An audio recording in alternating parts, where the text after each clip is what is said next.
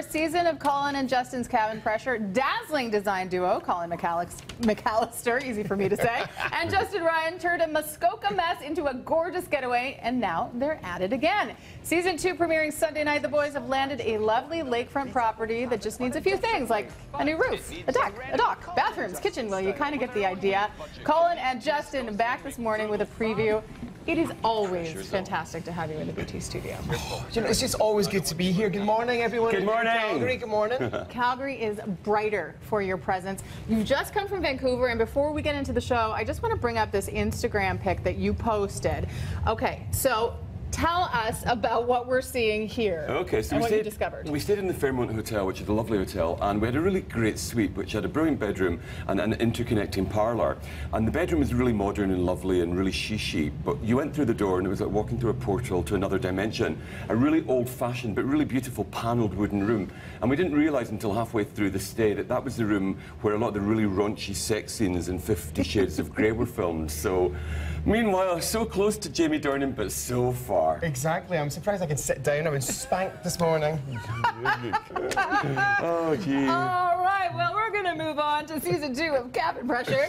Tell us about the idea and what happened or happens this season. You know, it's weird, isn't it? You know, I think it's either good luck or bad luck, but we actually found the creepiest cabin in Canada. Honestly, the deliverance of all cabins. And the show's not really a renovation, it's more like an exorcism. Right. As we remove this kind of like demonic demon of decor.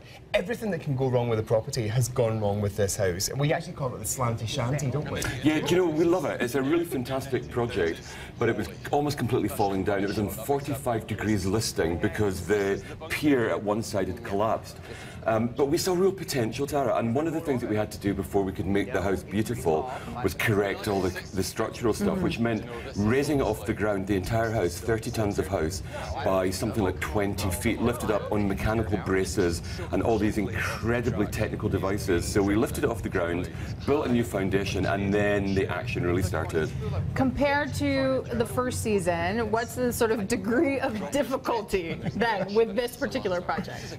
You know, I think if season 1, which was quite difficult, I think if it's a 5, this is probably a 55. Whoa. And this feels like a big boy season as well. You know, we've got bigger machines, huge renovations happening. But like even that's the first programme you're seeing clips of there. It's almost like speed dating, that particular episode, because we actually look at so many cottages. I think we look at like 45 cottages, thereabouts. until we actually narrow it down to our little slanty shanty. So your criteria were that you have to see potential, right? So it's not just that it's in the worst state possible. So a little bit of potential, but then a real fixer-upper. We always say you've got to find the worst house on the best street, or in this case, the worst cottage on the best lake. We bought on a lake called Drag Lake, which is a huge, big expanse of water. So you can't change the location, but you can change the house. And we've created I mean, we're so proud of it, Tara. We're so proud of it. We worked with a brilliant team, and a huge kind of debt of gratitude to a bloke called Randy Blaine, who is our contractor over there. And we've created this kind of really mid-century modern vision, which is completely different to season 1. It's much more about the 1950s, 60s, and early 70s, and a real nod to classic Canadiana, and a real nod to cottaging. It's gorgeous. We're so happy with it. Well, part of the charm of this is it's the two of you, and the two of you working and going through this together. Now, sort of 2 seasons in, what have you learned about yourselves? You know, it's a really weird thing, isn't it? You know, you go into your first cottage, you know, as a European, and you think, okay, we're going to do things this way, and we did go for that kind of slightly European, kind of like ski lodge feel for the last house.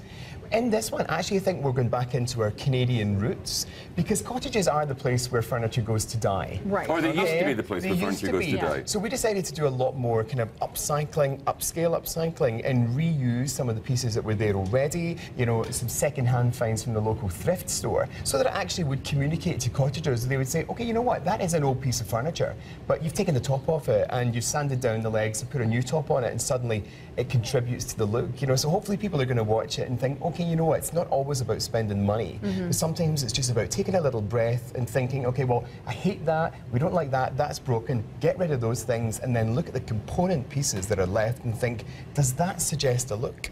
And you two as a couple, have weathered this together. Yeah, we have, Tara. I mean, I'm not going to lie, it really was a very, very tricky project. The weather was absolutely dreadful. The autumn arrived really fast. Winter came even more quickly. And Mother Nature wrapped her bitter fingers around our project. And we're in the back of Beyond in a place called Halliburton Highlands, down a really narrow, windy road. And then we've got a tiny path to our cottage. Getting stuff there was really difficult. Everything was lost in transit for several days.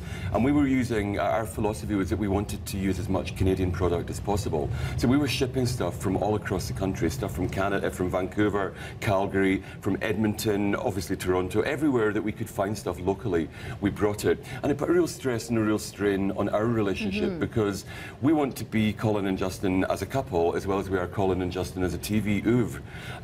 But it really put the stress on because we were completely pushed to the max every minute of every day. But I think the results speak for themselves. Well, then what can you offer to people out there who are actually doing this, couples doing fixer-uppers and renovations? What can you offer to them by way of advice then for getting through it? Well, you know what, the great thing is that Colin and Justin's Cabin Pressure Season 2 is on free preview. So even if you don't have the channel, you can actually get it right now and you can watch this house now. And I think sometimes people are put off home shows because they're always these like multi-million-dollar properties, you know, and it seems that they're just too big. This is probably the most normal, in inverted commas, cottage in Canada. It's really small rooms, it's got lots of timber, lots of dated kind of features in there. But hopefully they can follow what we do in there. I mean, connection was our big thing. We wanted to be connected with the great outdoors, you know, so there's loads of glass. The use of glass is hopefully going to challenge people.